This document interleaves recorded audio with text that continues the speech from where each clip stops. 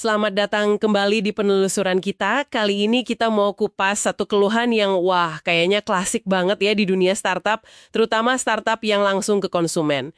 Kalimat saktinya, coba aja kita punya duit lebih buat marketing, pasti produk kita laku keras.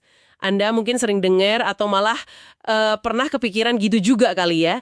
Kita bakal bedah sumber yang Anda bawa nih, yang spesifik ngomongin mitos ini. Sumbernya dari buku Startup Myths and Models, karya Rizvir. Buku ini kan isinya ngebongkar banyak jebakan pemikiran buat para founder startup ya.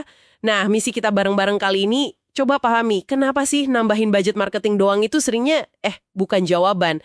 Dan apa sebetulnya yang lebih penting. Oke, kita mulai bongkar ya. Kata Virk di buku itu, mitos ini sering banget muncul kalau startup lagi, lagi seret dapat pengguna gitu. Terus refleks pertama founder ya nyalahin budget marketing yang kurang. Ada contoh bagus tuh di industri game mobile. Dulu awal-awal mungkin sekitar 2010 sampai 2012 gitulah ya, biaya buat dapetin pengguna itu murah banget. Game kayak Tapfish yang disebut di materi Anda itu bisa sukses gede padahal modal marketingnya relatif kecil kan? Siklus hidup pasar startup. Intinya, pasar itu kan berevolusi ya. Dari yang awalnya cuma diisi early adopter, terus makin rame, makin matang, makin kompetitif. Nah, pas pasar game mobile ini geser dari fase super panas ke matang, kira-kira tahun 2013 ke atas lah, itu biaya akuisisi pelanggan atau CAC langsung naik gila-gilaan. Di buku itu disebut biaya iklan bisa jutaan dolar, gede banget. Jadi, di pasar yang udah mateng gini, yang penting itu bukan cuma punya duit banyak, tapi matriksnya harus sehat. Itu kuncinya. Oke. Jadi bukan sekadar punya uang lebih banyak, terus gimana dong startup bisa ngukur kalau pengeluaran marketing mereka itu sehat, apalagi di pasar yang udah rame gitu? Nah, itu dia pertanyaannya. Disinilah konsep unit economics jadi penting banget. Krusial malah.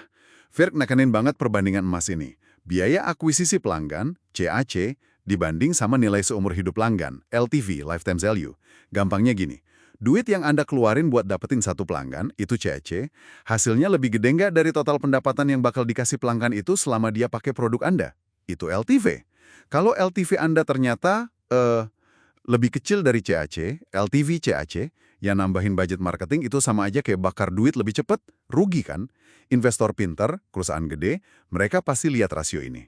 Nggak mau mereka buang-buang duit kalau ROI-nya negatif. Wah, iya juga ya. Jadi LTV banding CAC ini semacam rem disiplinnya gitu ya, biar nggak asal bakar duit. Terus ada contoh menarik dari Jepang itu kan di materi Anda, soal DNA itu.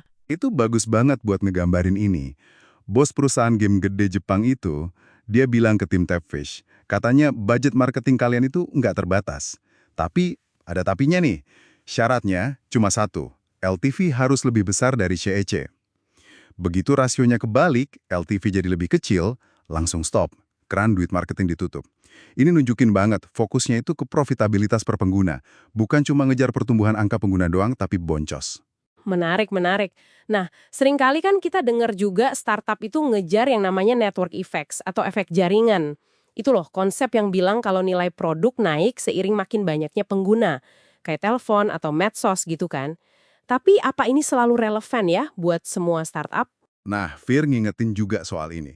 Nggak semua produk itu punya network efek kuat kayak Facebook misalnya. Itu kasus khusus lah. Seringkali yang lebih penting di awal itu justru densitas pengguna. Maksudnya, nemuin sekelompok kecil pengguna yang kebutuhannya sama banget dan mereka saling terhubung gitu. Komunitas yang padat, contohnya Discord, itu kan gede banget di kalangan gamer ya. Mereka tumbuh cepat tanpa iklan gede-gedean. Kenapa? Ya karena produknya pas banget buat komunitas gamer yang padat itu. Nyebarnya dari mulut ke mulut aja udah kenceng. Atau contoh lain, Live 360, aplikasi buat keluarga itu, mereka nunggu dulu sampai pengguna smartphone dalam satu keluarga itu udah cukup banyak, densitasnya tercapai, baru deh bisa lepas landas.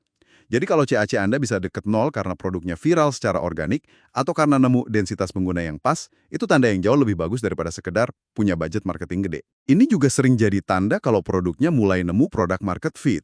Titik di mana produk Anda emang beneran dibutuhin pasar. Oke, jadi kesimpulannya nih buat Anda yang ngedengerin, apa nih pelajarannya? Kalau lagi ngevaluasi startup, jangan cuma silau sama rencana marketing yang heboh atau dengerin keluhan soal kurang dana melulu ya. Iya, betul banget. Intinya gini, Kalau ada startup yang alasannya selalu kurang dana marketing, terus sebagai penyebab utama kenapa susah dapat pengguna, nah patut curiga tuh. Kemungkinan besar ada masalah lain yang lebih mendasar. Entah unit economics-nya yang, maaf nih, hancur, LTV CEC, atau ya produknya aja emang belum benar-benar klik di pasar. Belum nemu produk market fit yang kuat. Jadi produknya belum bisa tumbuh organik gitu loh. Nah, kalau udah kayak gitu diguyur duit marketing sebanyak apapun, ya ibarat nambal kapal bocor pakai duit. Nggak bakal tahan lama. Fundamentalnya dulu yang harus bener. Wah, dalam juga ya. Ini jadi bikin mikir nih buat Anda semua. Kalau sebuah produk itu emang beneran bagus banget, bener-bener pas sama kebutuhan pasar, seberapa besar sih sebenarnya peran budget marketing di awal-awal? Dibandingin sama kekuatan produk itu sendiri buat nyebar secara organik dari mulut ke mulut. Nah, coba direnungkan ya. Sampai jumpa di penelusuran kita selanjutnya.